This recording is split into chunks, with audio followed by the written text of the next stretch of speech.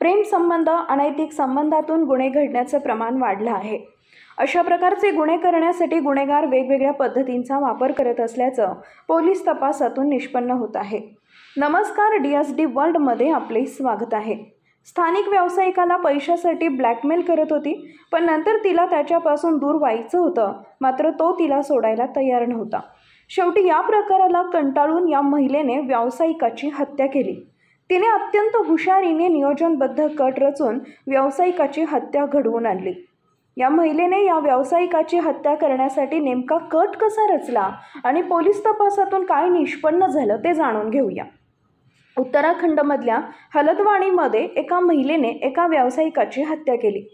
पोलिसांनी दिलेल्या माहितीनुसार या महिलेचे आणि या व्यावसायिकांमध्ये काही वर्षापूर्वी प्रेमसंबंध सुरू होते आणि दोन्हीही रिलेशनशिपमध्ये आले।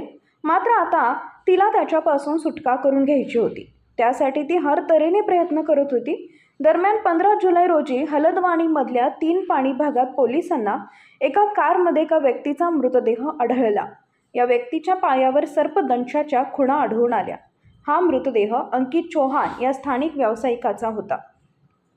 मृतदेहाची ओळख पटल्यानंतर अंकितच्या कुटुंबियांनी पोलिसांकडे तक्रार केली। त्यानंतर 17 जुलै रोजी IPC कलम 369/23 आणि 302 अंतर्गत गुन्हा दाखल करण्यात आलाय। सध्या पोलीस या प्रकरणाचा सखोल तपास करत आहेत। आतापर्यंतच्या तपासादरम्यान या प्रकरणातून एक धक्कादायक माहिती समोर आली आहे। नैनितालचे वरिष्ठ पोलीस अधीक्षक पंकज भट्ट यांनी दिलेल्या माहितीनुसार या हत्या प्रकरणात एकूण 5 जणांचा सहभाग असल्याचं दिसून आलंय। या प्रकरणातील मुख्य आरोपी डॉली उर्फ माही ही एकेकाळी अंकित चौहान सोबत रिलेशनशिपमध्ये होती। माही अनेक वर्षापासून अंकितला पैशांसाठी ब्लॅकमेल करत होती, पण नंतर तिला त्याच्यापासून मुक्त व्हायचे होते। मात्र अंकित तिच्यापासून दूर जायला तयार नव्हता। तपासादरम्यान या हत्या प्रकरणात एका गारुड्याचा सहभाग असल्याचं पोलिसांना आढळून आले। अंकितच्या पायाला सर्पदंश त्याने घडवून आणला आहे। या गारुड्याला पोलिसांनी अटक केली आहे। अंकितच्या पायाला सर्पदंश व्हावा यासाठी माहीने एका गारुड्याला पैसे देऊन संगनमताने हत्येचा कट रचला। या नियोजनबद्ध कटानुसार अंकितच्या पायाला सर्पदंश करवल्याने त्याचा मृत्यू झाला, असे पंकज भट्ट यांनी सांगितले। सर्पमित्राला आपल्या बाजूने करण्यासाठी माहीने त्याच्यासोबत 2दा शारीरिक संबंधही ठेवले होते।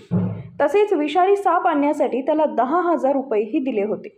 या सर्पमित्राला तिने आपले गुरु मानायला सुरुवात केली होती। खुद्द सर्पमित्राने पोलीस कोठडीत हा खुलासा केलाय। सध्या माहीसह अन्य 3 आरोपी फरार आहेत।